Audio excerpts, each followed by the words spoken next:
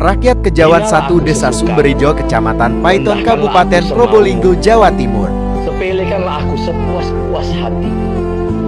Hanya karena saat ini aku sedang diuji miskin. Ingatlah, kita diciptakan dari Rabb yang sama. Kayamu, miskinku, itu sudah diatur olehnya. Jangan sombong dengan hartamu. Ingatlah, Allah selalu punya cara untuk membolak-balikkan nasib dari setiap manusia yang Dia ciptakan. Mudah baginya menukar kesenanganmu yang sekarang ini dengan sakitnya ujian yang bakal Dia berikan kepadamu.